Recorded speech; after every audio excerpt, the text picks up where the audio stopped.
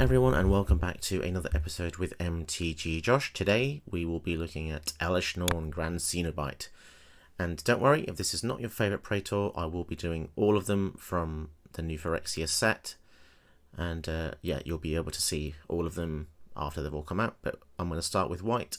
And Elesh Norn is a very powerful general. The +2/+2 to all your creatures is amazingly powerful. And it can turn your little 1/1s into threats. And it can just neutralise certain token strategies you currently have.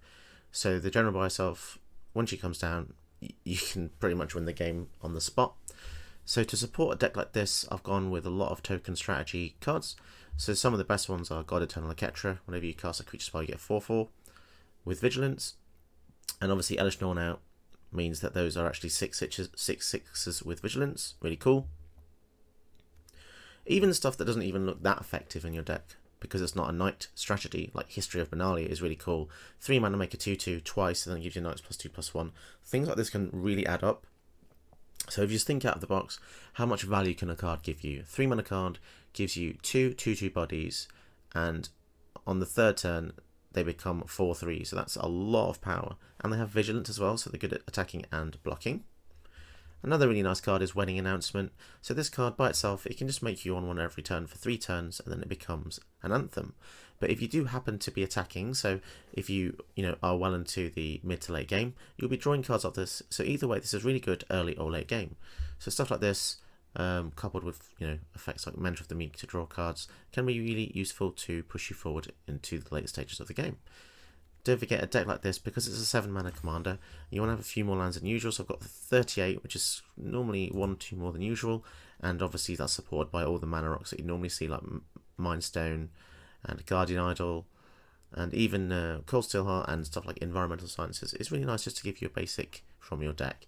If you want to see the deck list, it will be in the description below, so take a look at that, and the rest of my decks are on Moxfield as well. And yeah, let's get into some games. Stay tuned for after the gameplay to see my post-game report. Until then, I'll see you guys later.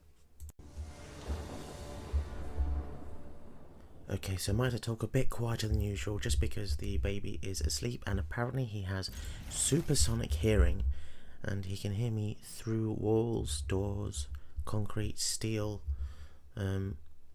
laser beams. So yeah, gonna have to talk a bit quieter, so I do apologise for that. But anyone out there who's a fan of ASMR, you might be enjoying this more than normal, so good on you. I think I want to be really aggressive and start with the Illuminarch Aspirant, as this will be able to pump our creatures up over the course of the game. This is the Alchemy, I'll call them Alchemy shifted cards, and before the shift you used to get the counter at your combat step, I think, but now it's end step, but still really good. Very powerful card. So I could be really aggressive here and just banishing like the Caryatid, and I think... do I want to do that, or do I want to ramp 2 times? You know what, if I ramp 2 times, that's closer to Elesh Norn, right? And they're going to have a hell of a time to deal with her, because green versus Elesh Norn, it's kind of nasty. The only way they can really get rid of her safely is to use stuff like Death Touch or Fight effects. But yeah, Monogreen versus white is... yeah, it's a rough matchup for green.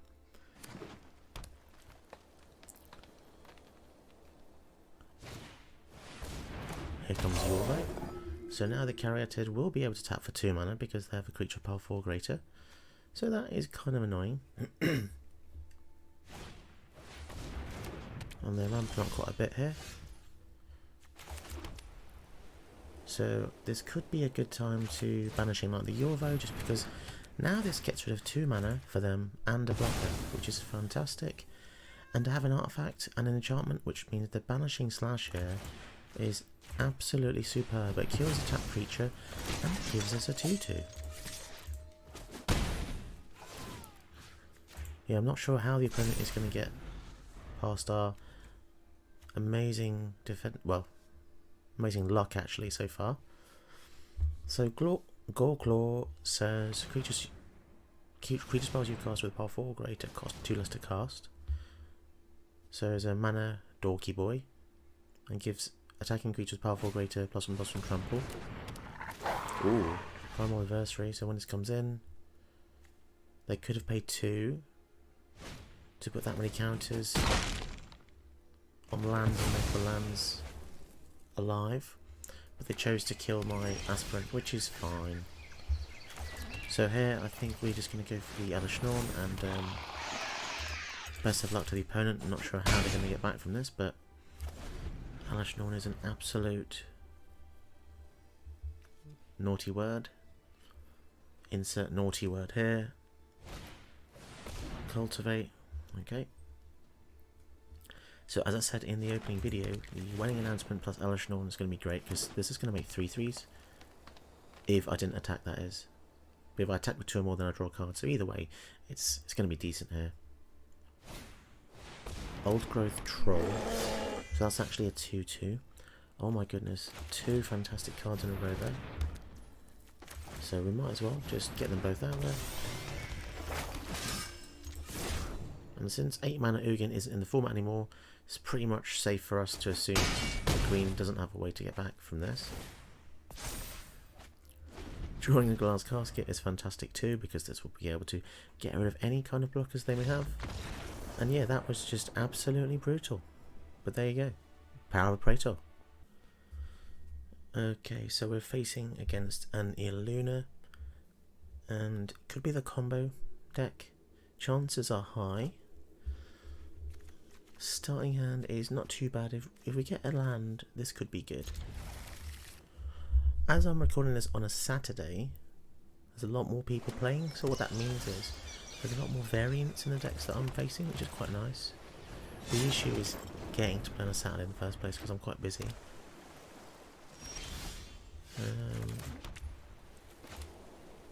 Let's give them the Maze Mind Tome here, and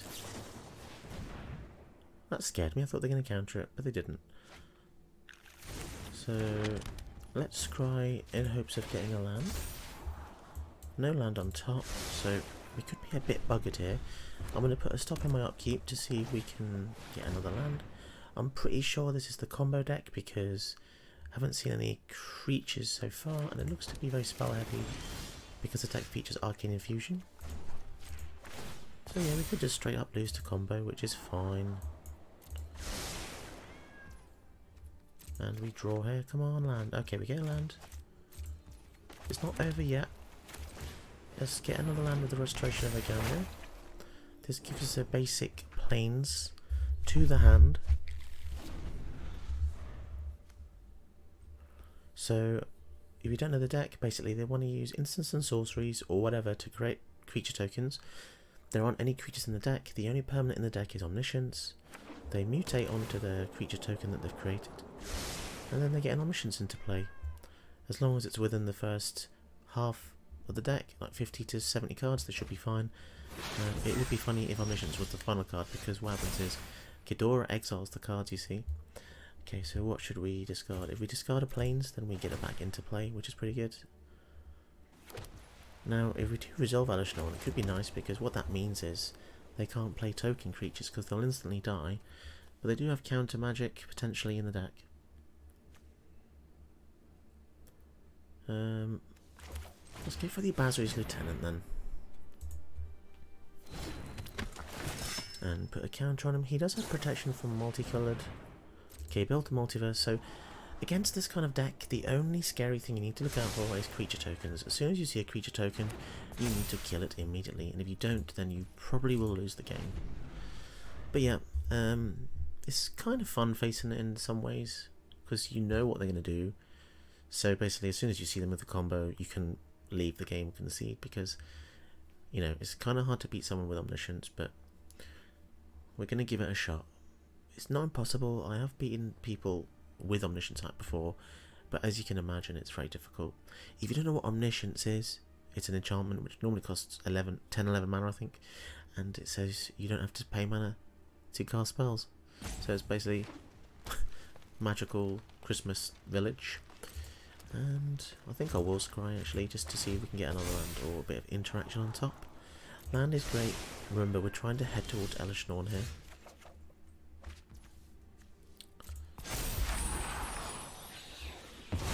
The restoration flipping into a creature that makes more dudes is also really good, because The quicker we get out Elesh Norn, the quicker we can beat them down.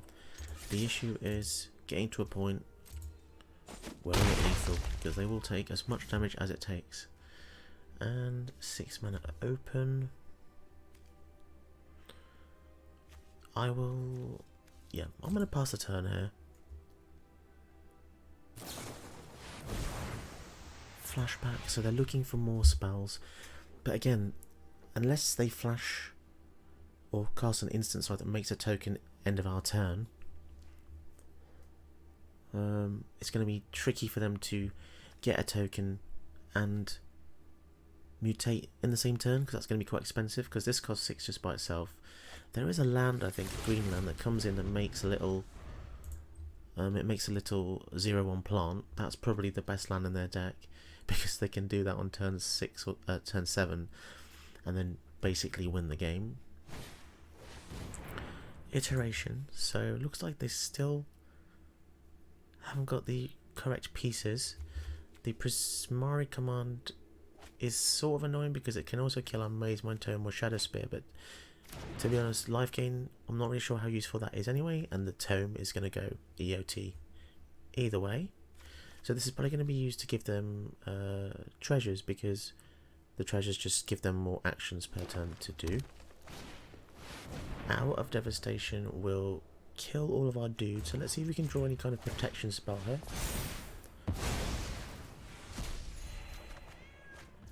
No protection spell, so that is a shame, because these two are really, that would be, we're looking at quite a bit of damage there. But I tell you what, we are going to show them who's boss, and we're going to swing at them for a chunk, quite the chunk here. And then that means they basically need another board wipe, or they're buggered.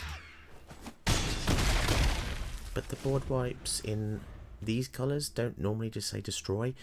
White and black says destroy, red normally says damage. Time warp, so now they're getting desperate, because not only do they not have the correct wipes for Elesh Norn, I'm not sure what other interaction they may have. It is absolutely ludicrous that Time Warp doesn't exile itself. It means that you can abuse it heavily, and Wizards of the Coast have learned their lesson. Any subsequent extra turn spells nowadays normally go to exile rather than just a graveyard. The intense thing about having Elesh Norn against this deck is all of the creature tokens they make are kind of small, so unless it's a 3/3 or bigger, they won't be able to mutate. But there's a few ways to make X's in blue and red, so they could, they could still do it. River's Rebuke. Oh, that is pretty brutal. That is pretty brutal indeed. And let's see if we can resolve Elesh Norn again. Okay, so that does buy them a couple of turns, because obviously they got the extra turn. They River's Rebuked. Harmonise, so you can sense the panic here. They're trying to dig deeper and deeper, but having access to blue and green means they have so much card draw. Annoyingly, with Sunset Revelry, this is not going to really give us any creatures, because they'll probably never have more creatures than us. So the most we can really expect from this is just to draw a card, but this is a fantastic card either way, because it just gives you so much value. Let's see if we can get the Shadow Spear out. And if we can give it to Elesh Norn, that's just a sliver of more damage. And I suppose we could kind of force their hand, right? Because if they have a red kill spell, they're going to have to use it here. Because otherwise the Wanderer will negate all non-combat damage dealt to me and other permanents I control. Blue does have access to a few exile effects though, so Elesh Norn isn't completely safe. And she's vulnerable to bounce, as you just saw with the River's Rebuke. Disdainful Stroke counters this. Okay, that must mean they have some red damage effects then.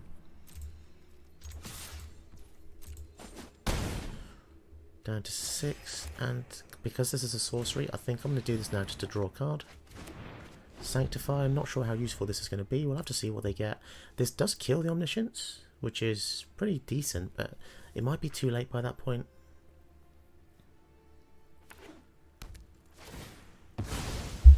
They have drawn so many cards this game. So how many have they got?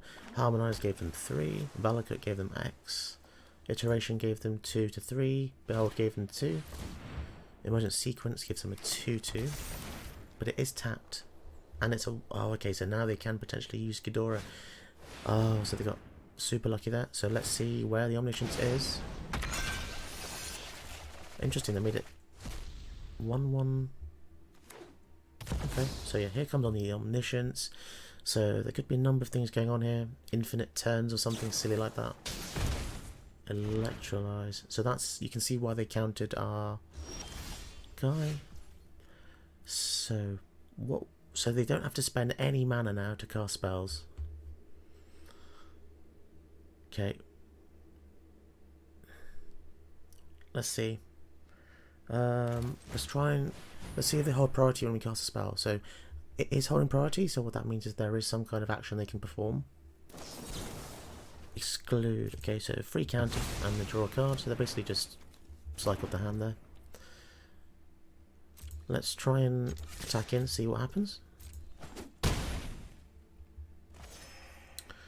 Right. We can destroy an enchantment here and here, so let's go for the Sanctify first. How many counter spells could they have? Memory Lapse. Okay, that's one more down. So we have another. Okay, do they have another counter spell here? We hit the Omniscience. Well, let's see what they can do then. I mean, they could easily just have a kill spell and kill our Elesh Norn. It is a shame that the spells didn't resolve. So the Abundant Harvest could be searching for something really powerful here, and it's Startle. Okay. So it gives creature -1 and they get a 2/2 zombie, but that will die instantly.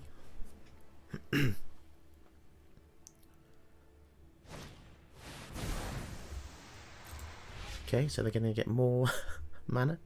I can't believe there are 1 life here. It's pretty crazy, but it's somewhat annoying that we have the Sanctify on the top, because this doesn't actually progress us forward. This is just a regular creature that they can block with.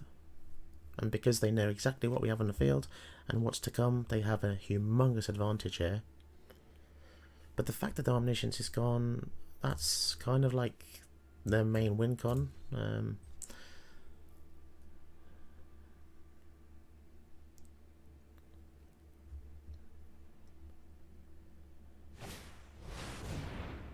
So they get an extra turn, okay.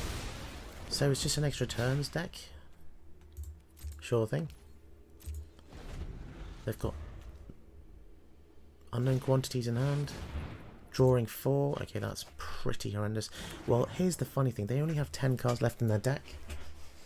So if their entire deck is under the stipulation that they need to find the Omniscience, and of course that's, you know, that's going to mean that they are they're attacking, which means they have something else. Otherwise they're suicidal. And don't forget, Decayed Zombies cannot block. Crab? Mr. Krabs can block. We actually get a turn, which is kind of crazy. What's this? So they can sack that, draw a card. So let's go and... this is called Trample. What do they have? Anything? They could kill the Shadow Spear, maybe? They're going to commit the Elesh Norn. Put that into the command zone. Okay, so they can then cast this in the next turn to draw 7, so we are kind of in trouble here. Do they have a counter? Okay, so they're looking for something.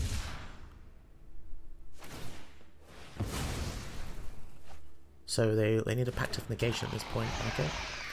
So if they do go for the memory, that means they get all the cards back into their deck, and obviously that includes the Omniscience that we just killed, which is a right old bugger, but there you go. There's only so much Mono White can do against these kind of combo decks. And even given the fact that Elesh Norn is incredibly powerful.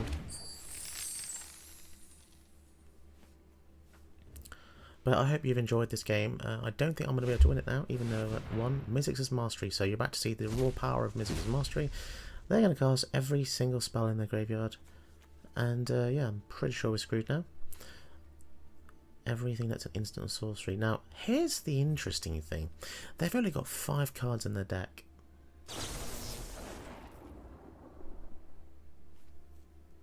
Have they just killed themselves? Now, depending on how they stack these cards,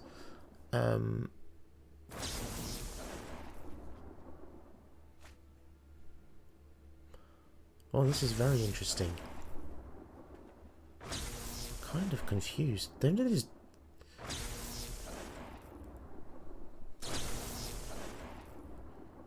I think they're dead. If my calculations are correct. I think they've just killed themselves. Yeah, because you can't cast the memory for the... They didn't cast the memory for the shuffle and draw side. Well, this is a silly Billy move, isn't it? I thought I was dead then, but I'm not quite sure now. Yeah, they have to be dead. I think it's just dawned on them. Unless I'm just seeing this completely wrong. They've got 4 cards remaining. This gets rid of freaking 2 of them. There's 2 more. So now they have to counter their own draw spells? So put this back into the command zone, I guess. This finds them another card. So wherever they choose, land. So then they draw and loot? What the hell? What the actual hell? That was silly. Was that even a serious play? Mizzix's Mastery? Was there nothing else they could have done? Oh well, makes for a good video, right? Opponent's going first with Kermit the Frog. And you've all seen it before. It's a green-black lands matters deck. Don't have to explain this guy. You've seen it in all my other videos. And if you haven't seen it, basically whenever lands get sacked or put in the graveyard, they draw a card. Very powerful. Doesn't look very powerful, but it is very good. Thoughtseize on turn 1, so this is nice.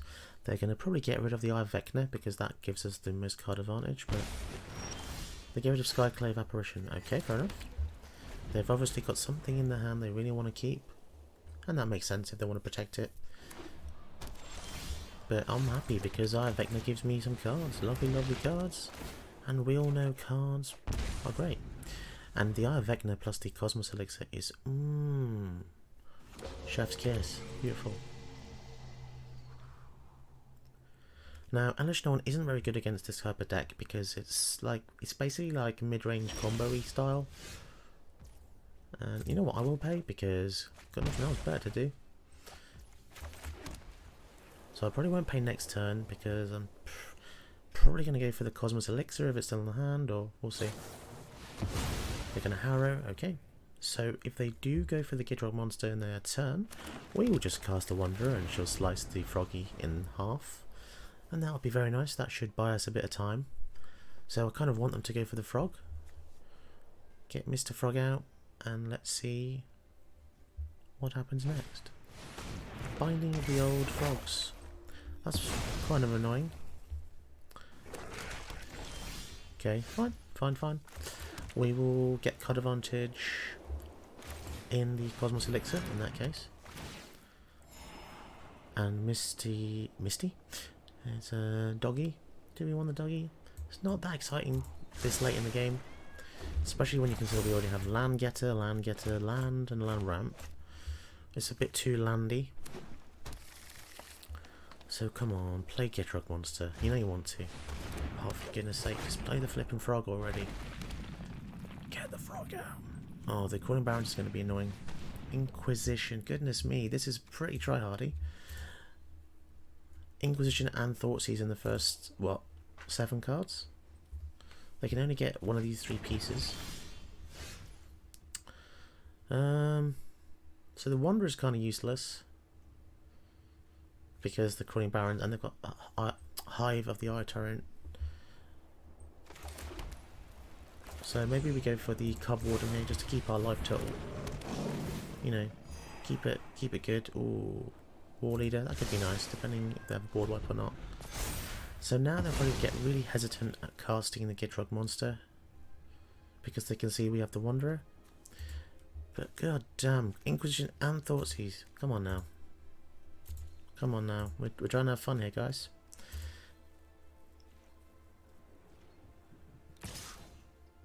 Swinging in. What does that mean? What does this mean? Let's swing it in. Death Touch. Oh, Death Touch. Sneaky little buggers. Didn't think I'd read that. Yeah, they didn't think I'd read that, did they? So we can actually use this to exile the Lich. That could be useful. I think I want to do this. It also means that Carrier only taps for one unless they cast their frog. Meh, I've killed bigger. And following turn we can also go for Elesh Norn. Field of Ruin. See, no, I don't think so. I don't want to kill their lands because they're going to draw off the top, aren't they? See what happens. They could double attack Wanderer and then take it to 2. Do they have another kill spell? They got Ancient Green Warden on top. I don't really like the fact that's there. That gets double triggers off stuff. Hive of the Eye Tyrant. So they're going to attack Wanderer with just this. Oh, it's got Menace. Of course it does. I must accept my defeat. Well, I am going to say this. They're going to get absolutely punished here. So, joke's on them. Oh, okay. I think we're in a really good position now. The ECD could get back the Wanderer as well. So if they go for Gitrog, they're really, I don't know why, but they're really hesitant to cast this guy. They've missed out on so many cards. I guess they don't want to keep sacking stuff, but I've got to say, if you're not playing Gitrog monster, what's the point of having a general? I can tell you this pilot, I'm sorry to say, this is not one of the better Gitrog monster pilots, and that's just my honest opinion there. But so, due to the nature of how powerful the Green Warden is, I will be exiling it here with the ACD.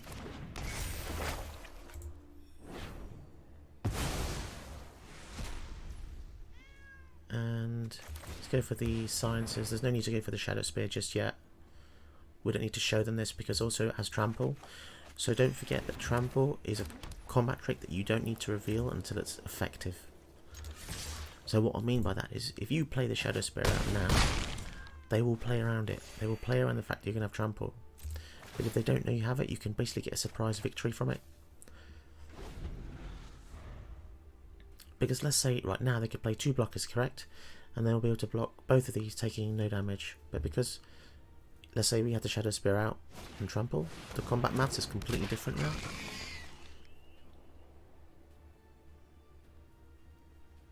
Interesting. Gitrog coming out to play. So what do we do? What do we do? I think we just swing in with both.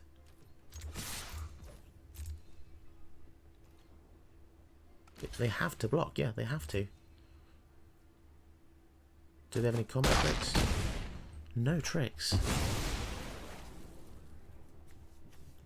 I mean, it does have the Death Touch, doesn't it? Okay. So let's go for the Leonin War Leader. And similar to last turn, we do not want to reveal the Visitation, because we have 2 4/4 angels that can come out of this guy as a surprise.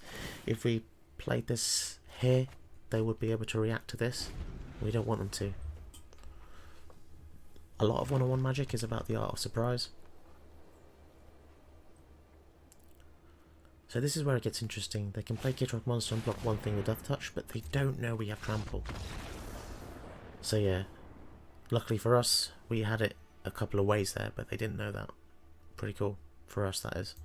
Hi guys, welcome back to the post-game review. So, Elesh Norn doesn't really need me to plug it too much, so these kind of powerful decks probably won't showcase too many games, just because, you know, I don't need to sell the product that she sells herself. Praetors are reggae. Praetors are really powerful. And yeah, it's a great feeling in general, because it's kind of a board wipe on a stick, and it will really help you in a pickle. Even if it doesn't kill your opponent's creatures, it will neutralize them into like a range where you can block them with your basic 0/1s. Your 0/1s will become 2/3s, so that's enough to, you know, save the day essentially. You don't even really need much of a top curve for the deck. Like, I don't think you even need Divine Visitation or the God Eternal Laketra, to be honest. You could just make the curve even more aggressive and win out just with loads of weenies. Yeah, I'm just trying to think of some other synergies that I liked. Obviously, when you're making mono white, you want to make sure to include as much card draw as possible. So Eye of Vecna, you've all seen me talk about this card before, really good. Then you've got the Esper Sentinel combined with any way to give him counters. So where is he? You got Bazriket to put counters on your dudes. Bazriket putting counters on the Esper Sentinel is wonderful synergy, because your opponent's going to find it harder and harder to pay for the cost, and you'll keep drawing the cards. But yeah, the deck, this is a really solid deck. I think you'll enjoy playing this. It's just, yeah, it's a super tight deck, and this is probably one of my favourite decks in a while actually. Obviously it's a Praetor, so it's a bit of a feel bad if you face it, but I still don't think it's the strongest Praetor. I think the strongest Praetor is, I think it's maybe Shieldred, because getting a creature back and your opponent losing a creature every turn, that's an insane boost and debuff. Elesh Norn, the thing about Elesh Norn is, doesn't really affect your opponents if they're a control deck with no creatures. I mean, you could say the same about Shieldred, couldn't you? But just the fact that Shieldred brings stuff back as well and gets more ETBs, that's just absolutely brutal. I'd say the one that nobody really thinks about is the red Praetor, Urabrask. Gives all you guys haste and your opponent's stuff comes intact. But yeah, I will make the rest eventually, so I hope you stay tuned to watch those ones as well. But yeah, thanks for your support lately. My Jingy Taxis video did really well, so that's the reason, you know, I'm thinking maybe do some more Praetors. People seem to like those kind of decks. If you've, you know, like gotten some value out of my videos, and if you enjoy watching me play and you like me talking through my plays, why not consider supporting me using my Ko-fi app. It's not a subscription based website. You can just go on there, the link is in the description, and you can donate any amount, £1, £2, £3, whatever you think. But yeah, it really helps support me as a creator, because I'm not sure if you know, but YouTube doesn't pay people until you get to 1,000 subs. So yeah, off that, you know, it's tough. It's tough to get to 1,000 subs, but I think my content's actually pretty good, to be honest. If that's just me blowing my own trumpet for a bit.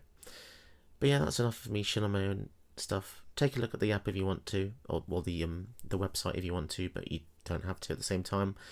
I'll also plug the Discord. That's completely free. I noticed some YouTubers do charge to enter the Discord, so if you want to enter my Discord, go for it. Links also in the description below.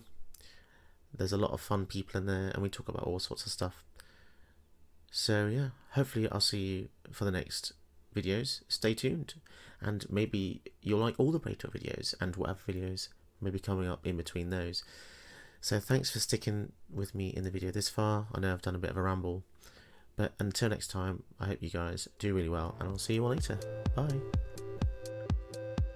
If you enjoyed watching this video, why not try some of my other videos on my channel? And don't forget to support me by hitting the like and subscribe button for more content like this.